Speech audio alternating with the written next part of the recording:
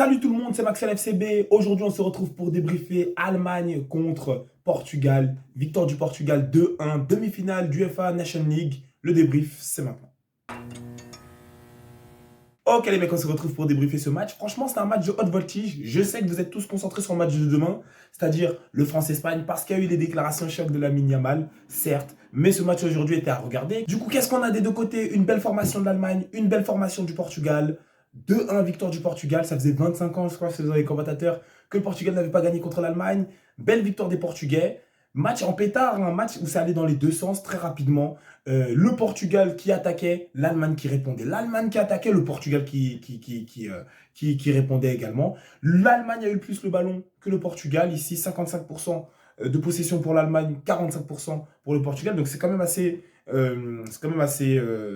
disputé. Mais quand le Portugal avait le ballon, il était un peu plus dangereux offensivement. En première mi-temps, c'est plutôt du côté de l'Allemagne. D'ailleurs, l'Allemagne qui en première mi-temps va venir marquer ici. C'est quoi la 45e? C'est Wirtz. C'est un deuxième mi-temps qu'il a marqué, mais voilà, c'est sur la prolongation de la première mi-temps où ils étaient plus dangereux en attaque. Ils étaient plus efficaces.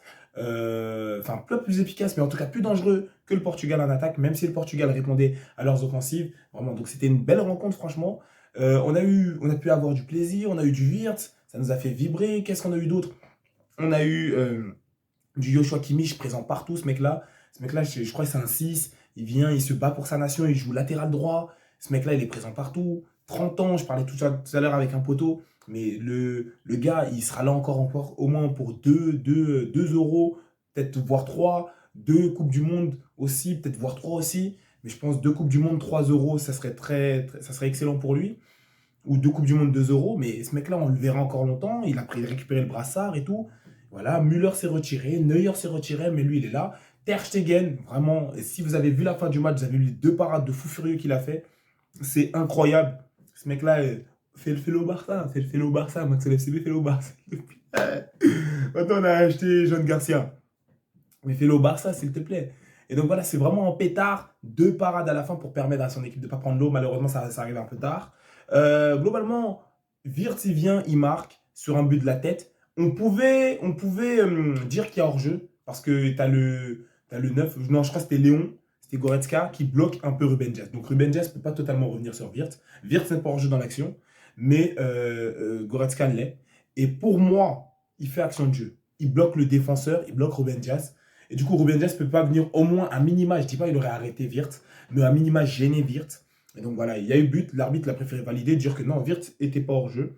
Mais Goretzka, on le voit très clairement qu'il pousse, il tient, pousse, il gêne en tout cas très fortement. Il gêne en tout cas très fortement Ruben Dias qui ne peut pas faire son retour défensif sur Wirtz. On a vu plusieurs situations où ça s'était sifflé, des situations encore moins graves où ça a été sifflé. Parce que tu ne peux pas gêner, si tu gênes l'attaquant, mais globalement, voilà, tu prends ta répercussion immédiate. Donc voilà, pour moi, il avait gêné.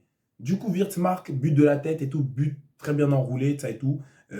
Grosse passe de Kimmich, encore une fois, tu vois, grosse passe. Wirtz qui avait commencé en créant une action, en créant un décalage, il a raté d'abord une passe, il a fait feinte de frappe.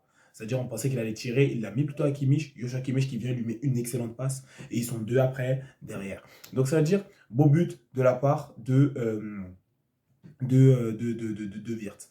Derrière, le Portugal a récupéré en deuxième mi-temps. Le Portugal, ils ont leur gros milieu. Voilà, ils m'ont sorti le merdeux d'Alilal. Là, c'est une dinguerie. Hein. Ils ont mis, il s'appelle Neves, Ruben Neves, ou je crois, je sais plus c'est qui. Donc, tu as Vitinha, gagnant de Ligue des Champions, en pétard, sur ton banc, pour faire jouer un vieux merdeux. Parce qu'il jouait à Al Hilal. Mais arrêtez-moi ça. Les gens qui font jouer les grands, parce que les grands, vous faites beaucoup ça dans les quartiers. Je sais, vous regardez ma vidéo, les coachs. Vous faites beaucoup ça dans les quartiers. Faites-moi jouer les petits talentueux. Tout le monde fait ça partout. Au Barça, c'est que des petits de 16 et 17 ans qui jouent. Faites jouer les petits talentueux. Prenez exemple sur les meilleures équipes du monde. Ils font jouer les petits talentueux. 16 ans, on s'en fiche. T'es bon, tu joues. Parce que le vieux. Et tu viens de faire un vieux merdeux, il joue à Al Hilal. Les gars, ils jouent en Saudi Pro League et de l'autre côté, tu as un gagnant de Champions League. Et tu le fous sur le banc. Mais ils sont malades. Les 4 joueurs du PSG, Pacho, Vitinha, Neves et Nono, ils doivent jouer d'office. Le seul qui peut rester sur le banc, c'est Gonzalo Ramos. Les 4 autres, ils doivent jouer d'office et ensuite, tu adaptes l'équipe à eux. Mais les gars, sinon à quoi bon? Et Viti, il rentre, ça s'est senti. Viti, il rentre du contrôle. D'ailleurs, il a engendré, il a absorbé quelqu'un là-bas. Je sais plus c'est qui à droite là-bas en Allemagne. Il arrive, cache, il part à gauche, il revient à droite, fin de corps, crochet, into, petit pont, il jette le corps. Parce que souvent, vous aimez bien prendre des petits ponts et gêner avec le corps, faire ça. Il arrive, il fait ça. Il l'a abreuvé, vraiment, il l'a encensé, il l'a emmerdé. Donc voilà, proprement. Mais si on revient sur les buts un peu du Portugal, ils arrivent coup sur coup. C'est-à-dire, moi, j'arrive, je me lève, je vais faire chauffer une petite nourriture, des beignets. Des beignets, je suis camerounais, je mange des beignets. Genre, je vais faire chauffer des beignets, paf. Je reviens, on me dit but 2 contre Sessao. Je dis non, non, non, non, non. Je regarde le but, je reviens un peu en arrière et tout sur le canal Sport, ça et tout. Et je vois le but, il vient, il court, il court, il court, il court. Grosse frappe enroulée, but. Grosse frappe enroulée, but. Paf. Il a battu Ter Stegen. Ter Stegen un peu vite fait, un peu sorti de sa cage, donc un peu haut, un peu plus haut. Du coup, la balle, elle suffit. Elle n'est pas rentrée en lucarne, mais elle suffit, elle passe un peu au-dessus de toi et elle est tirée fortement. Et d'ailleurs, elle a failli remettre ce but un peu après. Donc, but du Portugal. Il y a 1-1. On se dit, voilà, c'est bon, c'est posé. Nono qui est devenu vraiment sous Luis Enrique. Luis Enrique, il a acheté des crampons qui tiennent vraiment la route. Pas parce que Nuno Mendes, c'est un mec, c'est notre patin à Glass Mendes, vous savez comment je le surnomme. Mais c'est un mec, il a une vraie progression. Et là, je le vois aujourd'hui. Parce que ce mec-là, voilà, bon, c'est vrai, je suis un hater, nanana, FCB, mais c'est pas que ça. Ce mec-là, il glissait beaucoup, il faisait provoquer des erreurs et j'avais l'impression que son cerveau était vide. Enfin, son cerveau est toujours vide pour moi. Mais en tout cas, balle au pied, il s'est vraiment amélioré, grandement amélioré. Et je le remarque ce soir parce que vraiment, il fait des trucs d'attaquant. Et c'est parce qu'au PSG, voilà, quand tu passes en 3-5-2, des fois, lui et le latéral droit, lui et Hakimi, c'est 2-9, ils jouent 9. Donc ça veut dire, c'est un truc où tu dois savoir pouvoir finir, pouvoir faire des passes D, pouvoir te rendre utile, pouvoir faire des passes clés. Même si tu es latéral, parce que des fois, tu vas être dans l'axe. Et donc ça veut dire aujourd'hui, ce qu'il fait, il retourne sur son corps, il tombe vite fait, il glisse, il retourne sur son corps, il se lève, et puis il cavale, il met la passe à CR, et CR, c'est des tapines, hein, donc voilà. CR, c'est quand tu avais mis une bonne passe vite fait, je crois que c'était en première mi-temps, au deuxième, début de deuxième mi-temps. La finition, bon, elle était un peu longue et c'est pas sûr qu'elle rentrait parce que Ter Stegen avait bien couvert. Mais CR, là, toi, c'est vraiment que les tapines, hein. Donc ça veut dire globalement, on lui met la passe. Et voilà, CR seul face au cage. Et encore une fois, attention, il la retire vers l'intérieur. Donc ça veut dire la même chose qu'Eric Garcia avait fait au début, le match retour contre l'Inter de Milan. C'est on fait une action à 3.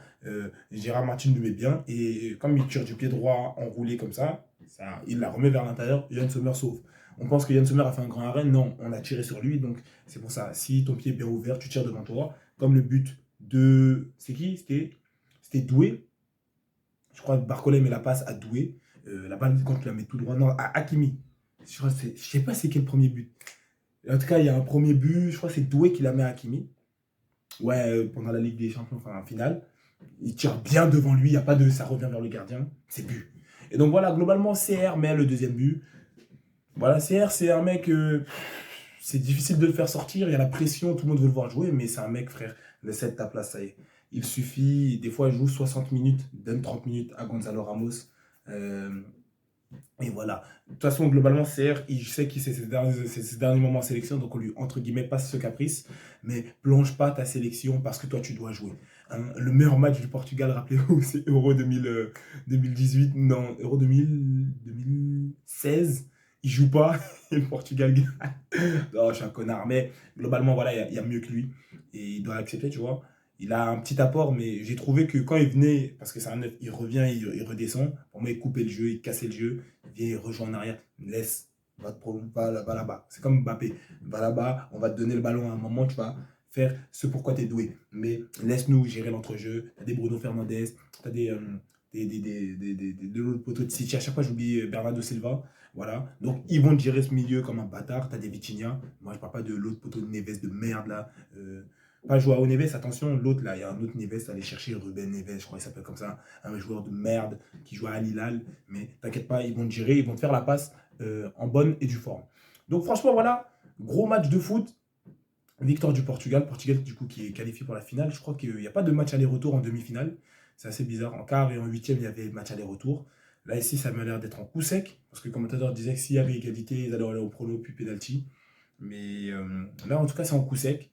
Du coup, Portugal est passé. On attend de voir qui va être l'adversaire. Demain, France-Espagne. Donc tout va se régler là-bas. Et dimanche, la finale directement, la troisième place. Donc je vais débriefer ça, tout ça. Dimanche, troisième place, plus finale. Donc on sera devant. On sera devant, on va regarder les deux matchs. Globalement, ça va être du bon football. Même si tu as toujours fâché de, regarder de jouer la troisième place, on regardera les deux. Et voilà, ça sera en pétard. En tout cas, les gars, j'espère que la vidéo vous a plu, les gars. Regardez la Ligue des Nations, c'est pas si merdique que ça, en vrai de vrai, la Ligue des Nations A, puisqu'il y a plusieurs types de Ligue des Nations, enfin plusieurs, t'as capté, confédération, je sais pas comment dire ça, plusieurs rangements, plusieurs boîtes de Ligue des Nations, il y a A, B, C, D, selon le pays où tu es, si tu es plutôt fort ou pas. Regardez la Ligue des Nations, c'est pas mal. J'espère que la vidéo vous a plu, tu likes, partages, tu commentes, tu t'abonnes. Tu donnes la force sur mon TikTok. Prenez soin de vous et des vôtres. Et à plus pour la prochaine vidéo.